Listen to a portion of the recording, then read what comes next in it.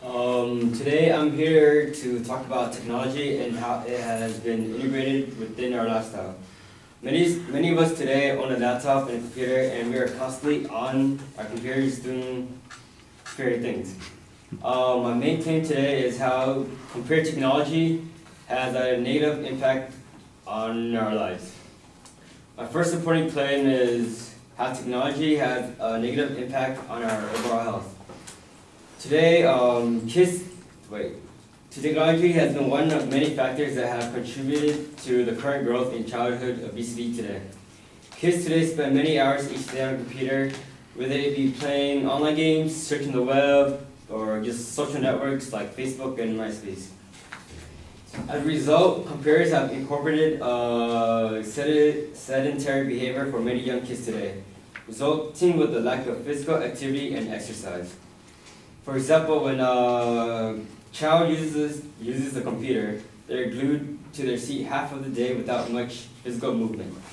The lack of physical activity results with their calories being turned into fat, their bone and tissues deteriorating, and their immune system weakening. According to the International Journal of Obesity, their studies show that children who spent 3 or more hours a day in front of technology had a 17 to 44% increase of risk of being overweight, or 10 to 61% increased risk in obesity. Furthermore, the health problems related to obesity includes cardiovascular disease, sleep disorders, high blood pressure, joint problems, and type 2 diabetes. The sedentary behavior that computer technology has integrated into our lives puts children today at more of a possibility of being obese than before, as they are more prone to health problems due to the fact that they are obese. And J. Francis stated that 7% of obese children already have at least one risk factor of having heart disease.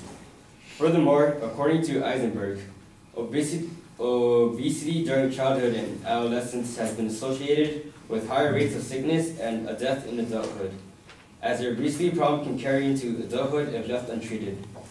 This is problematic as the number of people who are obese has tripled over the last 2 decades, and they are putting us at a serious risk of health problems during the long run as they grow older.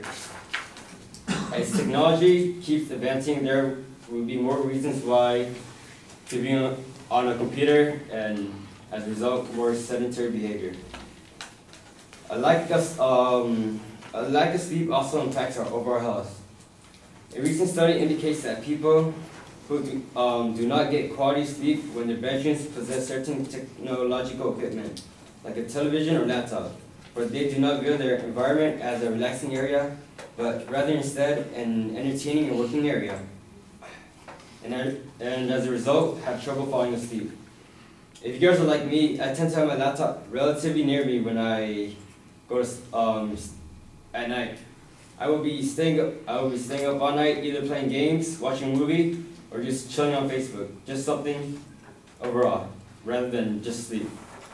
As a result, I end up feeling groggy and tired in the morning, and less energetic.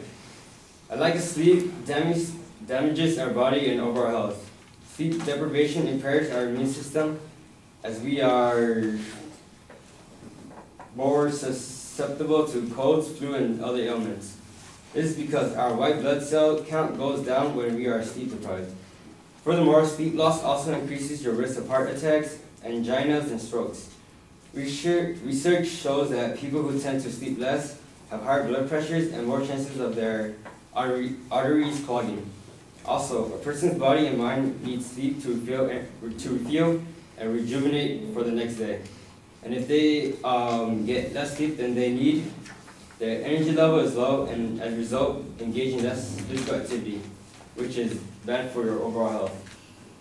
My second main supporting claim is how cyberbullying exists today because of technology. And the definition of cyberbullying is the use of electronic devices and information to send or post cruel or harmful messages or images about an individual or a group. The cyberbullying is harmful for many teens today, as they are constantly in contact with each other, 24/7, through social networks like Facebook. In fact, California has the highest level of bullying than any other state. According to the Bureau of Justice Statistics within the United States, 37% of teens reported that they were bullied at school, whereas 52% of students reported that they were bullied online. This shows that more adolescents are bullied online than in real life. As cyberbullying has been on the rise for the last couple of years. Because people today are more concerned than before, technology has made it relatively easier for bullies to target their victims. Not only do victims have to face at school bullying, this bullying also follows them at home. Bullies can now easily harass their targets from home behind their computers and through social networks. Also, bullies can easily hide their identity when harassing their victims, so it allows them less of a chance to get caught. The victims of cyberbullying often end up suffering from anxiety, depression, and even suicidal thoughts. One case of cyberbullying is the story of Sarah Butler. She was an ordinary 7th grader from Arkansas who just did her own thing. However, after being voted for a queen for a festival, she was constantly harassed and teased by her fellow students. She received constant bullying messages on her MySpace from others calling her names and such. In the end, she left a note saying that she couldn't handle the bullying anymore and decided to hang herself at home. Sarah Butler was one of the many victims of cyberbullying that was over the top and too much for her to handle. She believed that technology has allowed bullying to be more widespread. The internet allows large groups of individuals to target their victims, and because it's online, anyone can build an embarrassing or hurtful post. It's also difficult to get rid of these contents because once it's online, it's nearly impossible to get off. Yeah.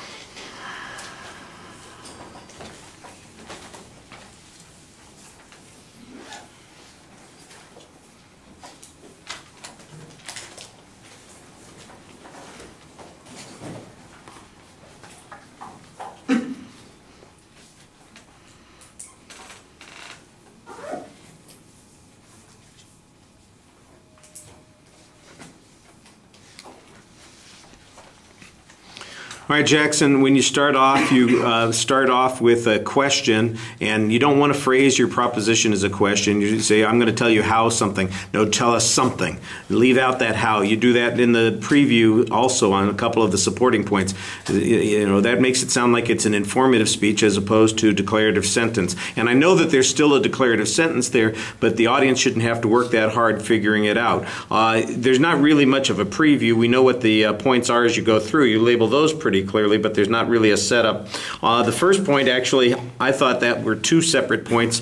You had the one on obesity and the one on sleep deprivation, but you apparently had both of those in a first category. The only piece of evidence that links either of those is that one piece of evidence that talked about the number of hours that a kid spends in front of some kind of technology increasing the risk of obesity or weight issues. I thought that was a pretty good piece of information, but that's the only piece of information that you have linking it to it. And, you know, it's not necessarily that same kind of technology. I'm not sure why TV wouldn't fall in that category. I've been hearing the same argument for 40 years. You know, people talking about how kids are getting fat because they watch TV all afternoon, forget being on a laptop or a computer or on their you know, tablet or any of those kinds of things. The stuff about sleep deprivation is interesting, but mostly it's a very general statement about how if the bedroom is being used for other things, it might affect people's sleep. You don't have any statistics, you don't have any authorities on that particular subject, so I thought that link there was a little bit difficult to buy. The cyberbullying thing, well, obviously cyberbullying wouldn't exist if there wasn't that kind of technology, but that the bullying is any worse than it has ever been, that I think needs to be demonstrated, that it has worse consequences. I don't, you know, it's awful when something like this happens to that girl who hangs herself because she feels like she's being mocked or mistreated by people online. But I have no doubt that similar kinds of cases existed before there was ever any social media. So the question then becomes, has there been a change? Has it gotten more widespread? Obviously, there's going to be more online because there wasn't online before. The question is, how different is it and how much harsher is it? Does it lead to greater consequences? And I thought that was a little bit thin. You're also having to depend a lot on reading, and that undermines your delivery. That plus the fact that you went a little over time. All right. Thanks.